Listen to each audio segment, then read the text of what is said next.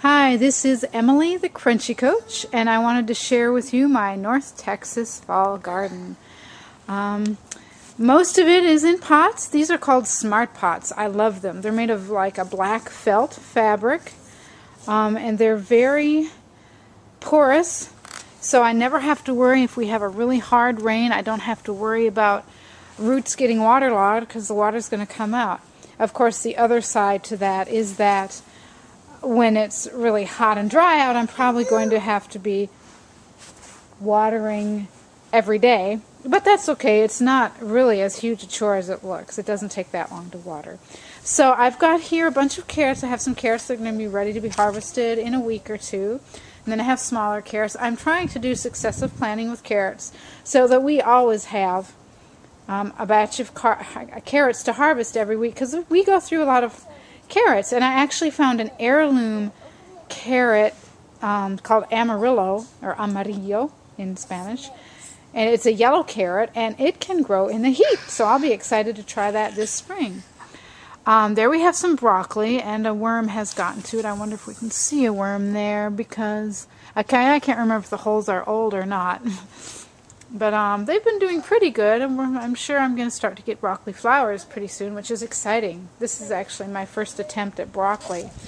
And over here I have some green beans that I probably planted a month too late. They're not doing so great. They don't like the cold. But they're giving me a few beans. Over there I have covered little baby tomatoes. I discovered that I've got something eating the tender young leaves of carrots. And so what I realized was, okay, I have to cover them. But even when I covered them, I had something eating them. And yeah, it looks like it's working now. So that white powdery stuff is diatomaceous earth. But you know what? There is still something eating them, it looks like. So I'm going to have to try to think what I need to do. I have not seen snail slime. And so I'm not sure that it's snails and slugs getting at it, although maybe I should put egg shells around and see if that helps. My other choice is to plant twice as many carrots as I need. So I'll just have to do some research on that. Meanwhile, I'll just cover them back up. These are my tomatoes, and here comes Benjamin. There he is, into the garden. But my tomatoes are doing pretty well. I made a big mistake in that I didn't start spraying them with plant wash when they were little bitty seedlings. So if you see the curled leaves, they all got some sort of wilt. I'm not sure exactly what it is, some sort of disease. But look, in spite of it, you can see that I am growing quite a few tomatoes. It's just a matter of how well they turn out. And I've got tons of basil. The basil don't like the cold weather, so they go to seed pretty quickly after it gets cold. But I still got lots of basil. I love this tomato. I bought some yellow pear tomatoes from Whole Foods, and I saved the seeds. And I didn't start this one from seed. I just actually planted the seed right in the pot. And it grew. It's doing beautiful. And it looks perfectly healthy. So, and what I'm doing when it's going to get near freezing at night is I just cover them all up with sheets and frost blankets and things like that. This is not a frost blanket. This is called a summer weight row cover. And it doesn't heat the plants, and it allows light to go, and it just basically keeps the insects off. So here's my sickest tomato. Didn't hardly grow, but look, it's got 3 tomatoes, and one is going to turn red. This is my first tomato that's turning red. I've got garlic. I have some plastic pots, so I got to use them for something, so I decided to put the garlic in them. More tomatoes. There's some kale in a pot right there. And what I have here is I have a whole bunch of kale that I planted very thickly. Actually, I used sprouting seeds, which might be illegal, but I'm not letting them grow to full height. In fact, they're about ready to harvest them. But when you do this, when you plant really thickly, you can harvest them when they're very tender and easy to chew. And they're great in salads, and they're very nutritious. Down here is more of the kale that I planted thickly. More tomato. This actually is a very healthy plant. It's pretty slow to give me the tomatoes, but you can see it has a few. Let's see. There we go. And there's another one. A baby tomato. Yeah, a baby tomato. All right. And then over here, I've got my peas. I just made kind of a teepee with some old wood stakes, and I planted the peas. They're growing up, and let's see if we can find, there we go. Here's a pea growing right there. They love this kind of weather. They'll even take a light frost. So I don't really have to worry about them for a while. And I'm guessing there's one that's about ready to harvest. So pretty soon I should have a whole bunch of sugar snap peas, which I just love to eat raw. Some more garlic down there. These are volunteer tomatoes.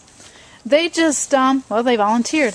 I had raised beds here earlier this summer, and I had a lot of tomatoes just kind of get bad and fall off because I couldn't get to them. So this is one of, I think, a bigger heirloom tomato, and these are the currant tomatoes, and they go nuts. So I'm probably going to end up pulling them out at some point. But these actually are growing little, I wonder if I can find one to show you. There we go. Can you see that? There's a, right, let's see, there we go. It's kind of blurry there, see?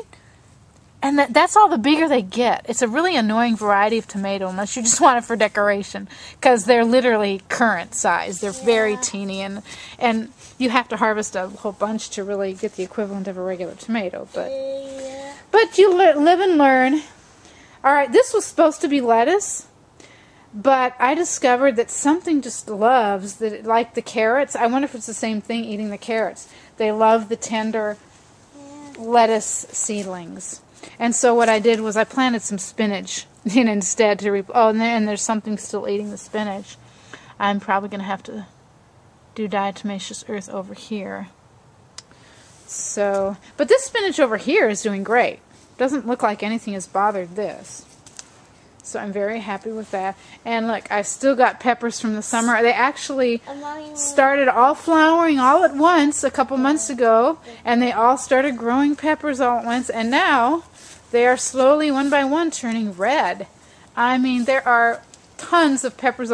I love peppers because if you haven't actually started gardening yet, start with a pepper, because you will be encouraged. You will feel like you can actually do something when you grow a pepper, because they don't have hardly any insect problems. You might get a few aphids at the beginning, but then the solution to that is just cover them with summer weight floating row covers until they get a little bit bigger, and then the aphids don't care about them anymore. But I mean, once they get, a foot high or so, nothing bothers them, and they'll just keep growing and bearing fruit. I also wanted to show you, this is broccoli sprouting seeds that I've planted, and once they get a little bit taller and have a bunch of true leaves growing, so you can see a few true leaves here, then I'll be able to harvest those and put those in salad. Alright, so now you've had a nice tour of the 2010 Crunchy Coach Fall Garden. And I will certainly keep you updated on all my exciting gardening adventures. Say bye-bye, Benjamin. Bye-bye, Benjamin.